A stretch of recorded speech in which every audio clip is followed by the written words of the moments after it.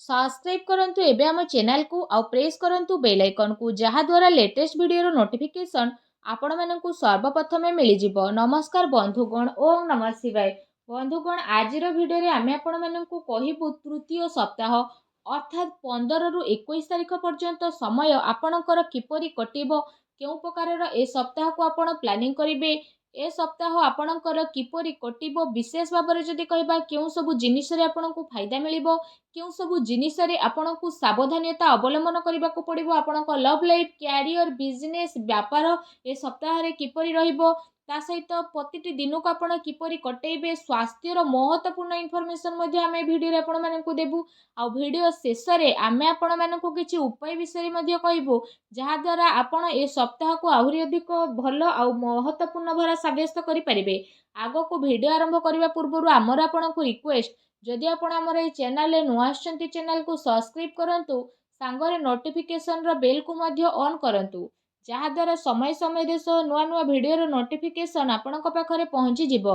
आसंतु जानिबा किपरि रहइबो आपणक पई तृतीय सप्ताह अर्थात 15 रु 21 तारिख पर्यंत समय। जदि सबुठारु प्रथमे आमे आपणको कहबु कि ए सप्ताह रे आपणक पई कोन सतरे पॉजिटिव रहिबा पई जाउछि। जदि विशेष भाବରେ कहबा फ्रेंड्स, ए दिन रे कोनोसी राजनीति लोकंक सहित आपणकर साक्षात हेबो, आ ए सप्ताह रे आपणक लोकप्रियता बढ़िबो। ता सहित जन संपर्ककर दायरा मध्ये आपण विस्तार करिवे। संतानक तरफरु तांकर कैरियर को नै कि सप्ताह रे कोनोसी शुभ समाचार मध्ये मिली पारे। आपणकर सिद्धांतवादी दृष्टिकोण समाज एवं धार्मिक स्थल रे आपणको विशेष भाବରେ सम्मानजनक उपाधि मध्ये प्रदान करिवो। एहा सहित धार्मिक एवं आध्यात्मिक गतिविधि रे आपणकर विशेष भाବରେ महत्वपूर्ण योगदान रहिबो। प्रॉपर्टी संबंधित कोनोसी अटकी थिबा कार्य पूरा हेबार मध्ये संभावना बनुछि। ता सहित ए दिनर समय रे आपणको बहुत भलो स्थिति रहिबो। ता सहित जदि कहिबा भाग्य एवं संतान संबंधित कार्य रे मध्ये सुविधा आपणको प्राप्त होई जिवो। आपणकर विवेक एवं आदर्शवादी स्वभाव विशेष भाବରେ आपणको पई महत्वपूर्ण उपलब्धि नै कि आसीबो। ता सहित ग्रहर स्थिति ए दिन रे आपणक पई काफी संतोषजनक रहिबो। जो लोक माने आपणक खिलाफ रे थिले से लोक माने विशेष भाବରେ आपणक पक्ष रे रहिबे, आ संबंध रे मध्ये आपणकर काफी सुधारता देखिबाकू मिलिबो। सबु कार्य ए सप्ताह रे आपणकर शांतिपूर्ण भाବରେ संपन्न हेबार नजर आसीबो। ता सहित भावुकता कारणरू वैवाहिक दृष्टिकोण आपणक काम रे सहायक प्रदान करिवो। ए दिन रे आपणकर सकारात्मक आ संतुलित भावना आपणको आगको बढ़िबा एवं निजर कार्य को सुचारू रूप रे संपन्न करिबारे मध्ये बहुत सहाय्य सहयोग प्रदान करिवो। घरे कोनोसी धार्मिक उत्सवर मध्ये विशेष भाବରେ ए दिन रे योजना बनिबो।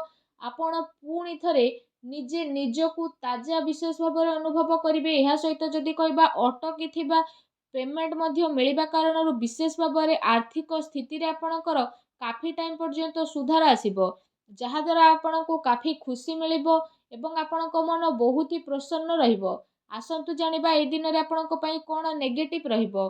कोनोसी भी प्रकारर उधारी ठारू ए सप्ताह रे आपण दूरी रुहंतु। धन लेण देण संबंधित कार्य करिबा ठारू आपण छलना बा धोकार मध्ये शिकार होई पारंती। कोनोसी भी काम करिबारे अधिक भाबी चिंती कि निजर टाइम को लगांतु नाही। एहा द्वारा समय आपणक हातरू बाहरी मध्ये जाई पारे। सामाजिक संपर्क को मधुर बनाई के रखिबार अति आवश्यकता रहिछि, कारण केबे केबे किछि नकारात्मक पुरुणा कथा पुणी थरे मध्ये उठी पारे, जहा द्वारा जदि कहबा आपण निजर मनोबल रे काफी टाइम पर्यंत कमी अनुभव करिवे। निजर स्वभाव को पॉजिटिव बनै कि आपण रखंतु। ए कथार मध्ये आपणको ध्यान देबार आवश्यकता रहिछि कि आपणकर सरल स्वभावर किछि लोक माने भूल फायदा मध्ये उठाई पारंती, जहा द्वारा विशेष भाବରେ आपणक मनर स्थिति किछि विचलित मध्ये होई पारे। अन्यर कथा को सुलझेइबारे आपणकर केते सारा महत्वपूर्ण कार्य मध्ये अटकी पारे। कोनोसी प्रकारर जदि कहा सहित वादा करिसेंती तो ताको पूरा करंतु, नचेत समाज रे आपणकर इमेज बिगिड़ी पारे। आउ किछि लाभदायक मौका मध्ये आपणक हातरू बाहर जिबार विशेष संभावना बनुछि। एहा सहित जदि कहिबा देखा देखी प्रक्रिया रु आपण दूरी के रुहंतु। ए समय रे धन संबंधित किछि नुकसानदायक स्थिति मध्ये हेबो, जहा द्वारा जदि कहबा कोनोसी भी प्रकारर निवेश को आपण ए समय रे बाहर करि दियंतु। संपत्ति संबंधित विवादीय मामला रे ଧ୍ୟାନ ରଖନ୍ତୁ କି ଭାଇଙ୍କ ସହିତ ସମ୍ବନ୍ଧ ଆପଣଙ୍କର ଖରାପ ନ ହେଉ। ପିଲାଙ୍କର ଗତିବିଧିରେ ଧ୍ୟାନ ରଖିବାର ଅତି ଆବଶ୍ୟକତା ରହିଛି। ତାଙ୍କର କୌଣସି ଭୁଲ ଆଦତ ବା ସଙ୍ଗତି ଆପଣଙ୍କୁ ପ୍ରୋବ୍ଲେମରେ ପକାଇପାରେ। ସେସବୁକୁ ସକାରାତ୍ମକ କାର୍ଯ୍ୟରେ ଆପଣ ନ୍ୟସ୍ତ କରିବା ଅତି ଆବଶ୍ୟକ ରହିଛି, ଯାହା ତାଙ୍କର ଭବିଷ୍ୟତ ପାଇଁ କାଫି ଲାଭଦାୟକ ସିଦ୍ଧ ହେବ। ଆସନ୍ତୁ ଜାଣିବା ଏ ଦିନରେ ଆପଣଙ୍କର ଲଭ୍ ଲାଇଫ୍ କିପରି ରହିବ। ଘରର ମାହୋଲ ଅନୁଶାସିତ ଏବଂ ଖୁସିଭରା ମଧ୍ୟ ରହିବ। ପ୍ରେମ ସମ୍ବନ୍ଧରେ ମର୍ଯ୍ୟାଦା ବନେଇ ରଖିବାର ଆବଶ୍ୟକତା ରହିଛି।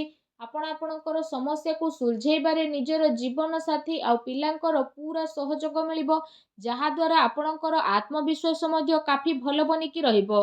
ଅତି ସମ୍ପର୍କୀୟ ଲୋକଙ୍କ ସହିତ ମେଳ ମେଳାପ ଏବଂ ବୁଲାବୁଲିର ଏ ସପ୍ତାହରେ ଆପଣଙ୍କର ଛୋଟ ମୋଟ ପ୍ରୋଗ୍ରାମ ବନିପାରେ, ଯାହାଦ୍ୱାରା ଘର ପରିବାରର ବାତାବରଣ ଆପଣଙ୍କର ଖୁସିଭରା ଆଉ ସୁଖଦପୂର୍ଣ୍ଣ ରହିବ। ଆସନ୍ତୁ ଜାଣିବା ଏ ସପ୍ତାହରେ ବିଶେଷ ଭାବରେ ଆପଣଙ୍କ ବ୍ୟବସାୟ କ୍ୟାରିୟର କିପରି ରହିବ। ଯଦି କହିବା କାର୍ଯ୍ୟସ୍ଥଳରେ ନିଆଯାଇଥିବା ଠୋସ୍ ନିର୍ଣ୍ଣୟ ଆପଣଙ୍କ ପାଇଁ ବହୁତ ଭଲ ରହିବ ଆଉ ସଫଳତା ମଧ୍ୟ ଆପଣଙ୍କୁ ଅବଶ୍ୟ ମିଳିବ। ଏ ଦିନରେ ମାର୍କେଟିଂ ତଥା ପେମେଣ୍ଟ କଲେକ୍ଟ କରିବା ଯେଭଳି କାର୍ଯ୍ୟରେ ଆପଣ ଆପଣଙ୍କ ଟାଇମକୁ ସ୍ପେଣ୍ଡ କରିବେ, ସେୟାର ଏବଂ ରିସ୍କ ପ୍ରଭୃତି କାର୍ଯ୍ୟରେ ବିଶେଷ ଭାବରେ ଦୂରେଇକି ରୁହନ୍ତୁ। ଆପଣଙ୍କ ସହ ଛଳନା କିମ୍ବା ଧୋକାଧଡ଼ି ମଧ୍ୟ ହୋଇପାରେ। ଚାକିରିରେ କୌଣସି ପ୍ରକାରର ସ୍ଥାନ ପରିବର୍ତ୍ତନ ବିଶେଷ ଭାବରେ ଆପଣଙ୍କ ପାଇଁ ଯୋଗ ବନୁଛି। କାର୍ଯ୍ୟସ୍ଥଳରେ କୌଣସି ପଡ଼ୋଶୀଙ୍କ ଦ୍ୱାରା ଲଢ଼େଇ ଝଗଡ଼ା ଯେପରିର ସ୍ଥିତି ମଧ୍ୟ ବନିବ। କିଛି କାନୁନି ବା ନିବେଶ ସମ୍ବନ୍ଧିତ ବିଶେଷ ଭାବରେ ଜଟିଳ କାମର ଆପଣଙ୍କୁ ସାମ୍ନା ମଧ୍ୟ କରିବା ପାଇଁ ପଡ଼ିବ। ବ୍ୟବସାୟିକ କାର୍ଯ୍ୟ ପ୍ରଣାଳୀରେ ପରିବର୍ତ୍ତନ ଆଣିବା ଆପଣଙ୍କ ପାଇଁ ଅତି ଆବଶ୍ୟକ ରହିଛି, ଯାହା ପାଇଁ ଆହୁରି ଅଧିକ ବେହତରିନ ପରିଣାମ ଆପଣଙ୍କୁ ହାସିଲ ମଧ୍ୟ ହେବ। ତା ସହିତ ବ୍ୟବସାୟିକ ପ୍ରତିଷ୍ଠାନରେ ଅନୁଭବୀ ଆଉ ପରିବାରର ବରିଷ୍ଠ ଲୋକଙ୍କର ଅନୁମତି ଏବଂ ସହମତି ଦ୍ୱାରା କାର୍ଯ୍ୟ କରିବା ଦ୍ୱାରା ଆପଣଙ୍କର କାଫି ସମସ୍ୟା ବହୁତ ଆସାନୀରେ ସୁଲଝି ମଧ୍ୟ ଯିବ। ଧନ ଲେଣଦେଣ ସମ୍ବନ୍ଧିତ କାର୍ଯ୍ୟରେ ଅଚାନକ କୌଣସି ଲାଭଦାୟକ ସ୍ଥିତି ମଧ୍ୟ ଆପଣଙ୍କର ବନିବ, ଯାହାଦ୍ୱାରା ଆପଣଙ୍କୁ କାଫି ଖୁସିର ଅନୁଭବ ହେବ। କାର୍ଯ୍ୟକ୍ଷେତ୍ରରେ ଯାହା ଆପଣ ପରିବର୍ତ୍ତନ ସମ୍ବନ୍ଧିତ ଯୋଜନା ବନଉଥିଲେ, ତ ସେସବୁ ଉପରେ ରାଜ କରିବାର ଉଚିତ ସମୟ ଏବେ ଆସିନାହିଁ। ଏ ସମୟରେ ଆପଣ ନିଜର ଅଧିକତମ କାର୍ଯ୍ୟ ଊର୍ଜା ନିବେଶରେ ଲଗାନ୍ତୁ। ବର୍ତ୍ତମାନର ଗତିବିଧିରେ ଆପଣ ନିଜର ଧ୍ୟାନ କେନ୍ଦ୍ରିତ କରନ୍ତୁ। ଏହା ଆପଣଙ୍କ ପାଇଁ ବହୁତ ହି ଭଲ ରହିବ। ଆସନ୍ତୁ ଜାଣିବା ଆପଣଙ୍କର ସ୍ୱାସ୍ଥ୍ୟ ଏ ସପ୍ତାହରେ କିପରି ରହିବ। ଯଦି କହିବା ଏ ସପ୍ତାହରେ ଆପଣଙ୍କ ସ୍ୱାସ୍ଥ୍ୟ ବହୁତ ଭଲ ରହିବ, କିନ୍ତୁ ପୁଣି ଦିନଚର୍ଯ୍ୟାକୁ ବ୍ୟବସ୍ଥିତ ବନେଇକି ରଖିବା ଆପଣଙ୍କ ପାଇଁ ଅତି ଆବଶ୍ୟକତା ରହିଛି। ଏହା ପାଇଁ ଆପଣ ଆପଣଙ୍କର ଖାଦ୍ୟପେୟରେ ଧ୍ୟାନ ଦିଅନ୍ତୁ। ତା ସହିତ ଆପଣ ଆପଣଙ୍କ ସ୍ୱାସ୍ଥ୍ୟକୁ ଆହୁରି ଅଧିକ ଭଲ ରଖିବା ପାଇଁ ପ୍ରତ୍ୟେକ ଦିନ ଯୋଗ କରନ୍ତୁ, ବ୍ୟାୟାମ କରନ୍ତୁ ଏବଂ ସୁସ୍ଥ ରୁହନ୍ତୁ। ଆସନ୍ତୁ ଜାଣିବା ଏ ସପ୍ତାହରେ ଆପଣଙ୍କ ପାଇଁ କ'ଣ ବିଶେଷ ଉପାୟ ରହିଛି। ଏ ସପ୍ତାହରେ ବିଶେଷ ଭାବରେ ମା ଲକ୍ଷ୍ମୀଙ୍କର ପୂଜା ଆରାଧନା କରନ୍ତୁ, ଛୋଟ ପିଲାଙ୍କୁ ଚକୋଲେଟ୍ ଦିଅନ୍ତୁ, ସାବୁଦାନାର କ୍ଷୀରି ବନାନ୍ତୁ। ତା ସହିତ ସେ କ୍ଷୀରିରେ ଆପଣମାନେ ଚିନି ବଦଳରେ ମିଶ୍ରି କରନ୍ତୁ। ଆଉ କ୍ଷୀରି ଯେତେବେଳେ ପ୍ରସ୍ତୁତ ହୋଇଯିବ, ତ ସେଥିରେ ଆପଣ ଅଳ୍ପ ଟିକେ କେଶର ପକାନ୍ତୁ। ଆଉ ତାପରେ ଆପଣ ସେ କ୍ଷୀରିକୁ ସବୁଠାରୁ ପ୍ରଥମେ ମା ଲକ୍ଷ୍ମୀଙ୍କ ପାଖରେ ଭୋଗ ଲଗାନ୍ତୁ। ଏହାପରେ ଆପଣ ସେ କ୍ଷୀରିକୁ ମା ଲକ୍ଷ୍ମୀଙ୍କ ସମର୍ପଣ କରିକି ଗରିବ ଲୋକଙ୍କ ଭିତରେ ବାଣ୍ଟି ଦିଅନ୍ତୁ। ଏପରି କରିବା ଦ୍ୱାରା ମା ଲକ୍ଷ୍ମୀ ବହୁତ ଶୀଘ୍ର ପ୍ରସନ୍ନ ହେବେ ଏବଂ ଆପଣଙ୍କର ସମସ୍ତ କଷ୍ଟକୁ ଦୂର କରିବେ। ମା ଲକ୍ଷ୍ମୀଙ୍କୁ ଭଲ ପାଉଥିଲେ ସଚ୍ଚା ଦିଲରେ କମେଣ୍ଟ ବକ୍ସରେ ଜୟ ମା ଲକ୍ଷ୍ମୀ ଅବଶ୍ୟ ଲେଖନ୍ତୁ ଓ ଭିଡ଼ିଓକୁ ଲାଇକ୍ ଆଉ ସେୟାର କରିବା ପାଇଁ ଆଦୌ ବି ଭୁଲନ୍ତୁ ନାହିଁ। ଧନ୍ୟବାଦ।